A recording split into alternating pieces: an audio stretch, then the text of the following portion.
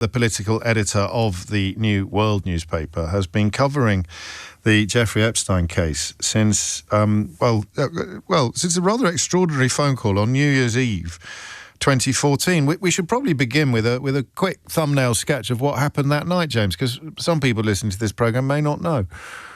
So it was one of the stranger New Years I've had. I was up in a sort of glamorous party in my friend's flat in Haringey, and sort of standing in the kitchen, as is my one, just chatting around. And I suddenly got a text message from a US number, and from a sort of a guy I've known a long time, knows what he's talking about.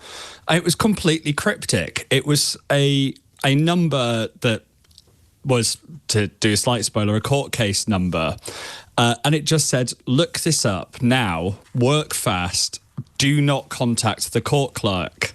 And I sort of went, what do you mean? And he said, well, these records will be sealed, they'll be made so that you can't view them and you can't publish on them if you don't do something with it.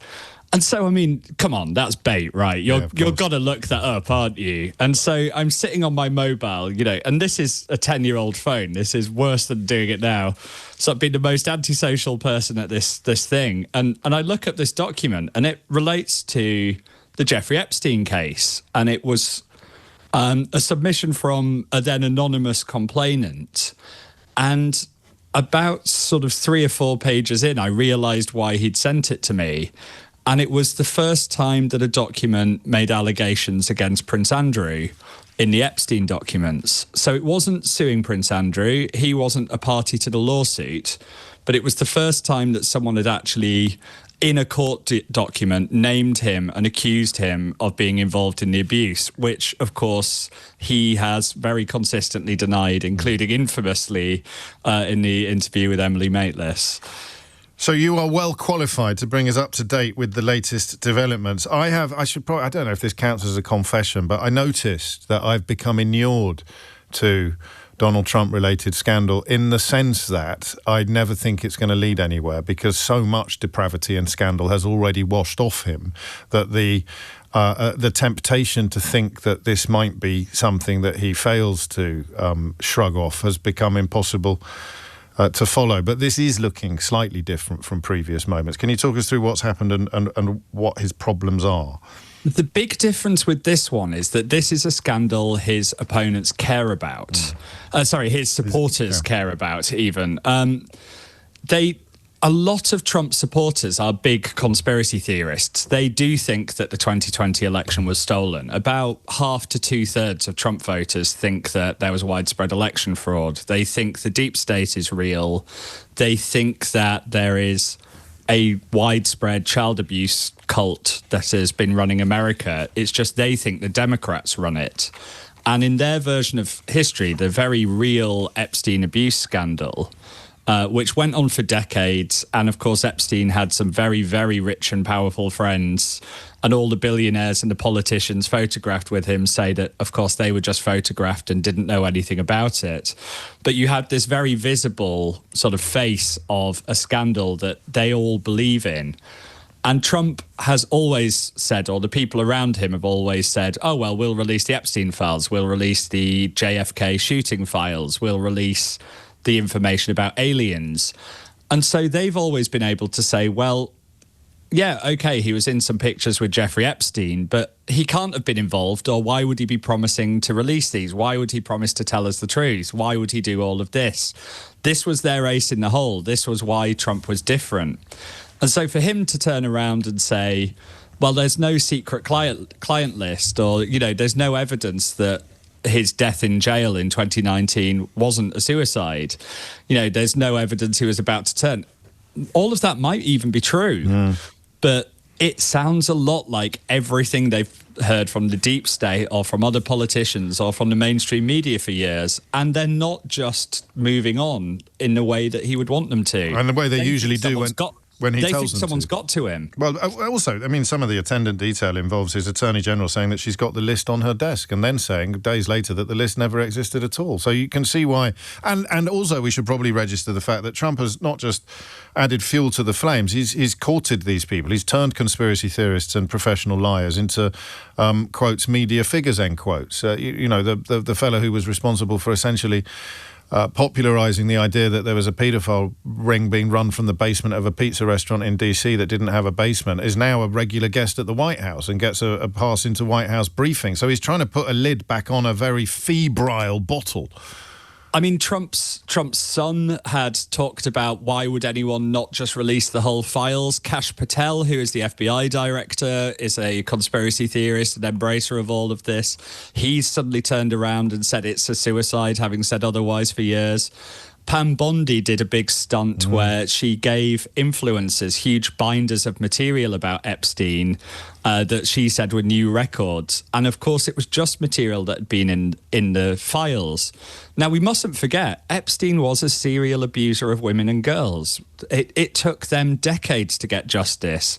But because of that, and they barely got justice, he killed himself before he was convicted of very much. We don't know the full extent of this, but over the course of decades of legal fights that took a huge toll on the victims who pushed them, we got the incremental information about it. We got the sort of news about that. There was a real thing here that destroyed women's lives.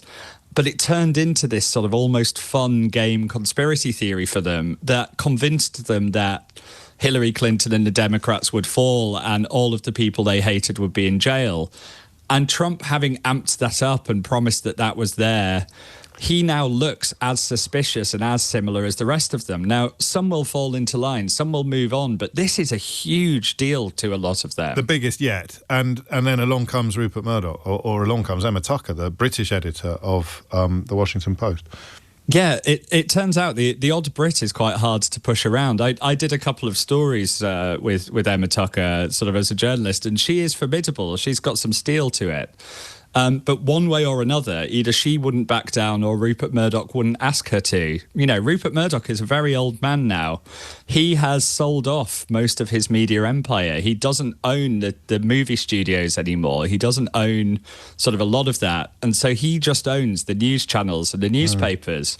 There's not much Trump can do to push him around like he has done the others. So there's a real sense that Trump is scrabbling, but he played with fire and he's getting burned. This is the claim, again for people who don't know, that he sent a 50th birthday message to Epstein, which included a doodle of a naked woman and the message, "May every day be a wonderful secret." And he's filed, he sounds a bit like Dr. Evil at this point, a $10 billion lawsuit against the Washington Post, edited by Emma Tucker. It's not going away, this, is it, James? It's not, and Trump is really flailing trying to find new issues to go about. He's the Washington baseball team used to be called the Redskins, and he's now looking to try and reinstate that name. He's trying to set off any kind of culture war debate. Yes. You've got Republicans trying to claim that asking for these records to come out is worse than attacking children. They are flailing, but it is because the upset is from their own side.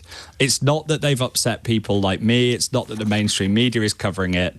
This is a conspiracy theory that Trump stoked for years. And eventually that catches up with you. You know, that he rode that wave all the way into the White House.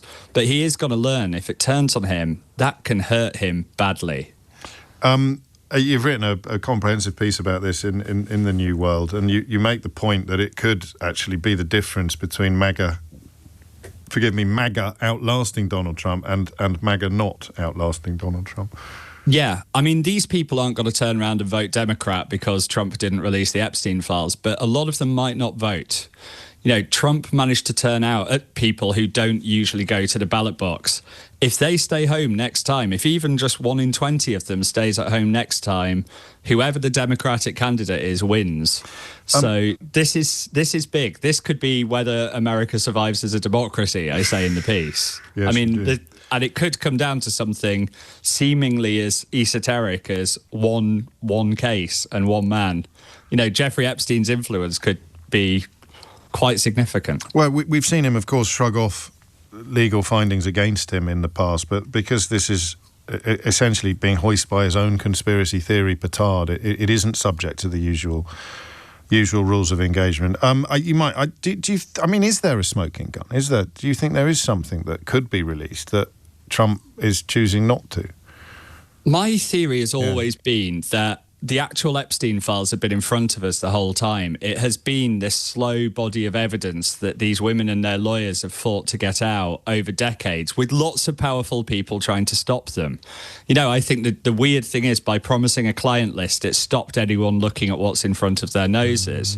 And you have Trump, who has been found by the court to have abused women, who has been alone in rooms with Epstein with young girls. We know that. That's not even denied. And so, you know, make what judgment you want of his character.